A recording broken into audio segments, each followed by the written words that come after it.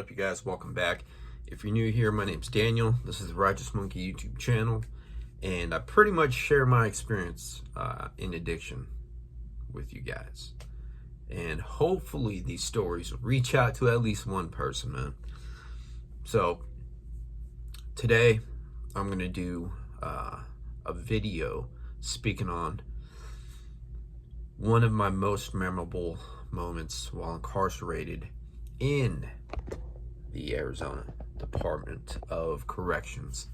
So I was only locked up for a year, and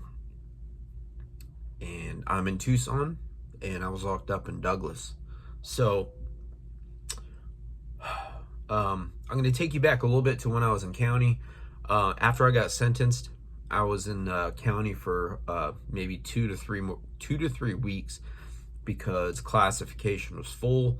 So normally after you get sentenced, after you see your judge, after she or he sentences you to prison, you know, you're usually in county for like a few days up to a week, and then they wake you up, take you to classification.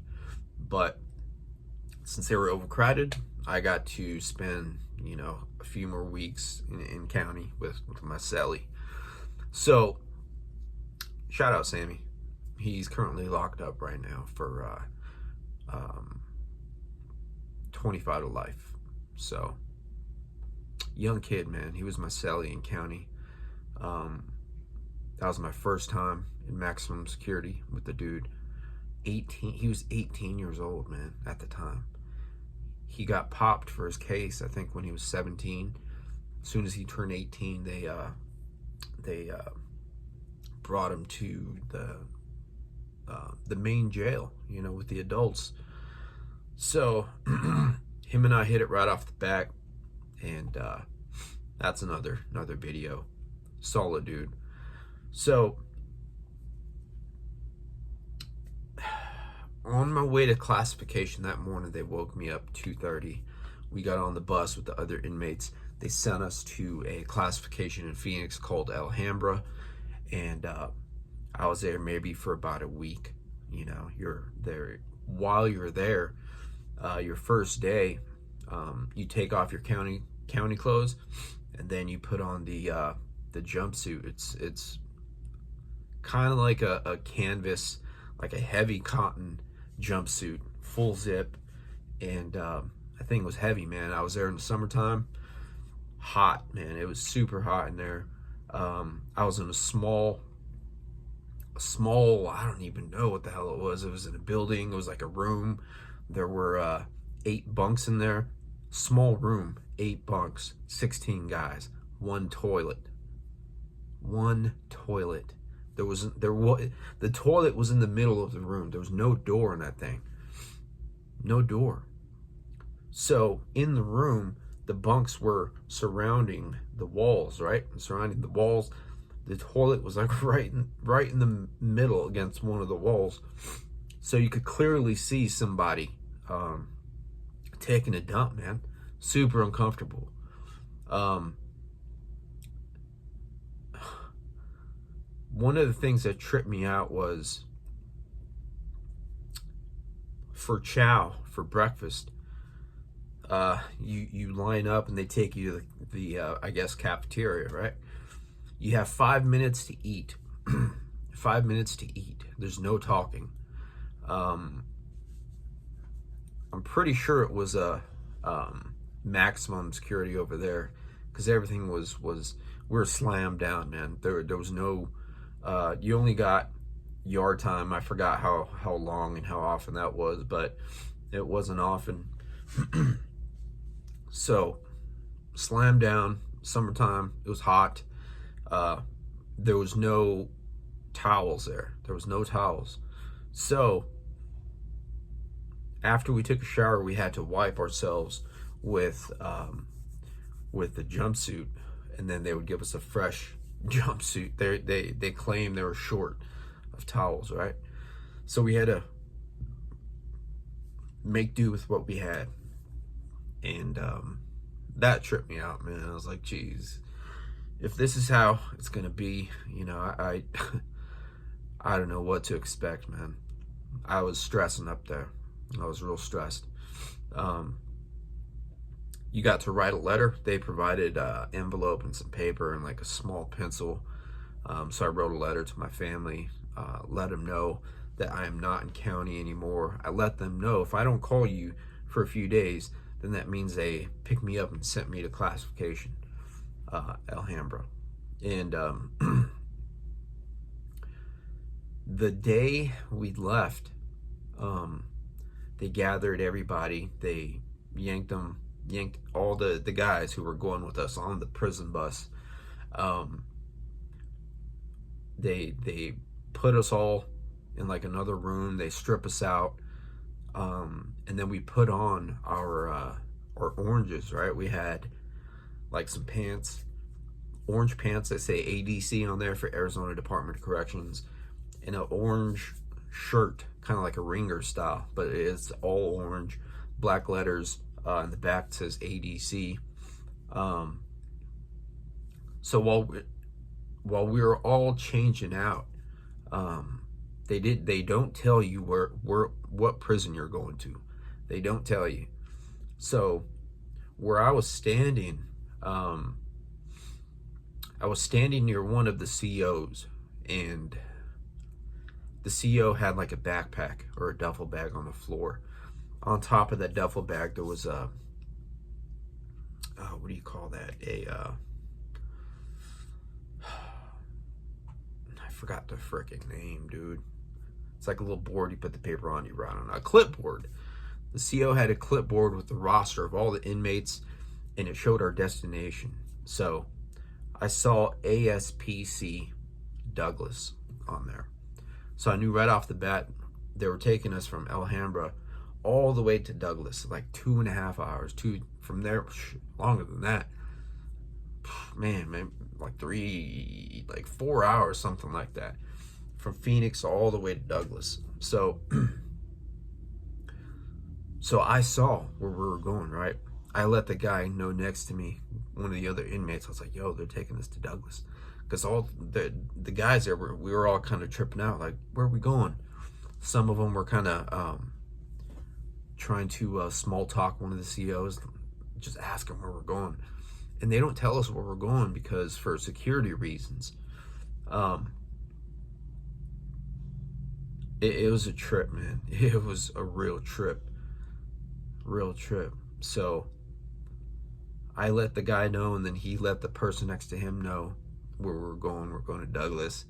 Some of the guys, we kept it cool, we kept it quiet, and I wasn't the only one there. That was the first time. There was a few other guys there, so everybody who knew, like the old timers there, they were happy, they were stoked. They're like, okay, cool, that's a good yard. There's a few different yards on the Douglas complex, but overall they were pretty solid, good yards. I was like, okay, cool. I still had no idea what to expect, so it was just nice hearing that it was going to be somewhat of a pleasant experience, but you never know till you get there, right? Everybody's program is different because everybody's different. So anyway, as soon as we all got dressed, we hopped on the bus and we made our way to I-10, hopped on I-10, and then they took us south. On the way, this right here, this certain part of the story is what stood out to me. It was very memorable. So along the way, our destination was from Phoenix to Tucson. Tucson was a halfway point. There was a prison there, ASPC Wilmot, I think it is, or no, ASPC Tucson, and the street is called Wilmot. So that was the halfway point. So from Phoenix to Tucson, there's a prison there, right? We had to stay there overnight. The next morning, hop back on the freeway, and then we finish our trip. But along the way to Tucson, the bus like overheated right in front of Picacho Peak. And that is pretty much the halfway point between Phoenix and Tucson. Big mountain.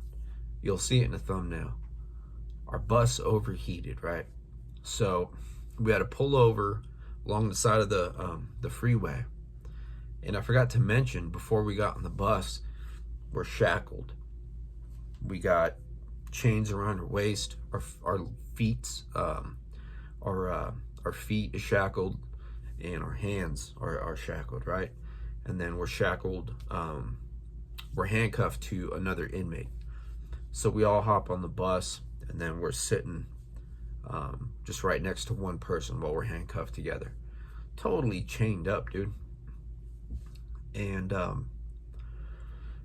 so the bus stalled, and what the COs did, it was a driver and then like another CO, like an assistant type deal, just to keep an eye on us and just to oversee the whole that whole operation, the transport. So they dispatched somebody back at Alhambra, the classification, to bring us another bus. So we were sitting on the side of the freeway on the bus, probably for good almost an hour. The other bus comes, and I remember this. The bus, the second bus pulls right in front of our bus, and before we got up, before we even got into position to stand up and get off the bus, the CO, he has a shotgun with him, and he says, he tells us how we're going to do this, the order to get on the other bus. And he also says, if you guys so even as fart funny, we're going to shoot you. You will be shot. If you try and run, you will be shot. Plain and simple. Plain and simple. So thankfully nobody tried to flee, nothing like that. We just wanted to get to the yard and start our time. Start doing our time. Hearing that tripped me out, dude. Seeing that shotgun tripped me out. I was already picturing in my head somebody just running in the desert and then taking a blast to the back. But thankfully none of that happened. Anyway, so we all hopped on that bus. And then we continued on the freeway. The prison in Tucson is like further south. So as we made our way to the Tucson city limits, I look to my right and I see a mountain there. A mountain. And a mountain is an area, pretty much a mountain, where you could drive up and see the whole city.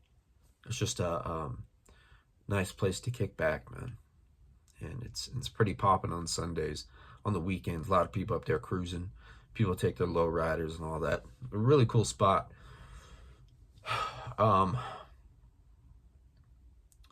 And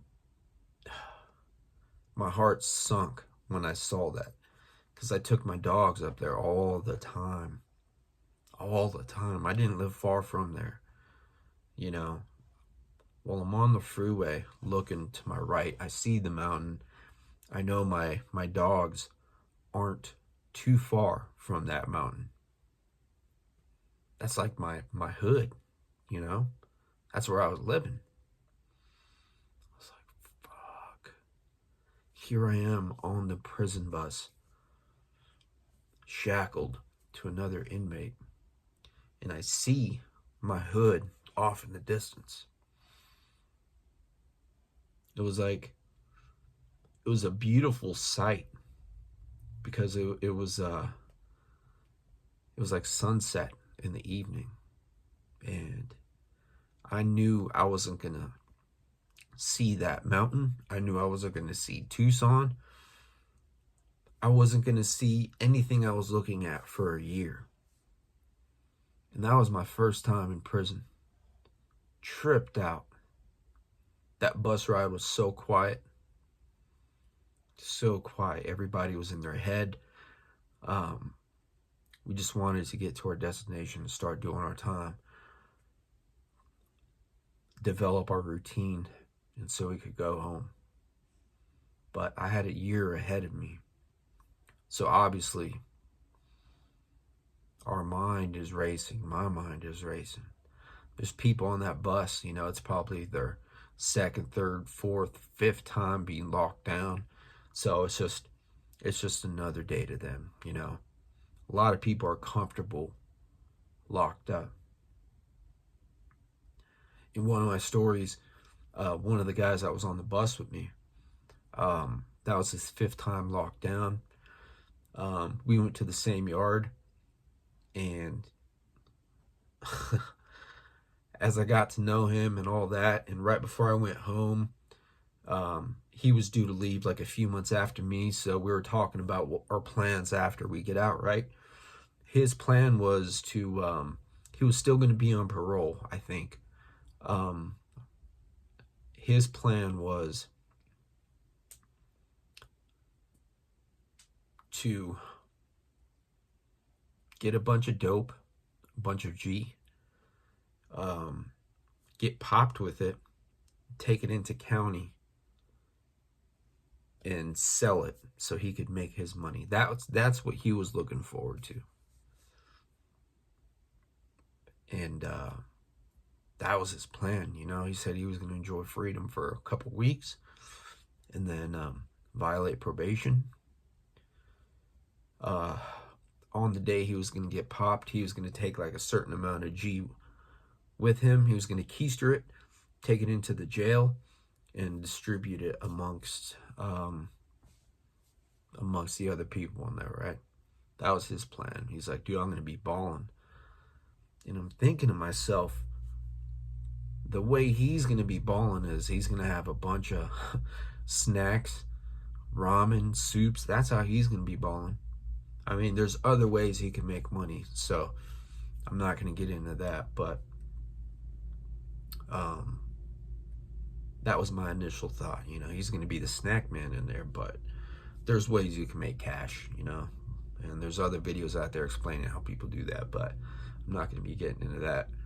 So anyway, so we're on the second bus. They take us to Tucson. We get to the prison. As soon as I get there, we were just going to be there for one night and then take us to Douglas. So we get there, and it's like a bunch of different dorms, bunk beds. I hate that type of environment. It's too loud. Anyway, so it's very political out here, right? So one of my people comes up to me, and he's like, here, bro, we had a roll with us, or like our blanket and all that. So he takes my my roll, my blanket, takes me to the bunk, and they make my bed for me. I was like, thanks, man, appreciate it. You know, he's like, I know you're here for one night, but if you need anything, just come let us know. I was like, all right, man. So I was tired, man. I was tired. I was stressed. I didn't know what to do. So I just laid down, eventually passed out, woke up. We went to Chow at 5 o'clock. And then like an hour after that, they gathered all of us up, got us on the bus, and then took us to Douglas. And that's when I began to do my time. So if this is the first video you guys seen from me, I wouldn't have been in this situation if I wasn't on drugs. All the trouble in my life is due to drugs. Jail, prison, rehabs, detoxes, legal issues, all of that. None of that would have happened. None of that happens when I'm off drugs. None of that happens. I'm not that type of guy. I'm capable of that, but I never needed to do that. But when I get some H in my system, and it's in there for a long time, I'm a whole different animal, man. I'm reckless. I'm an only child, so I'm like naturally selfish because I have to look after my best interest. It's a trip being an only child, man. Like, it's all survival. It's all survival. I have nobody other than my parents, my family. You know, I don't know what it's like to have a brother. I don't know what it's like to have a sister. So I'm naturally selfish, man. And that's a character defect, you know, I've always had to work on. So none of this would happen. None of this would have happened if I was sober. So ultimately, man, the part that tripped me out about this story is when that CO said, if you guys so even as fart is funny, you will be shot. That's when I knew it was about to get real. Thanks for listening.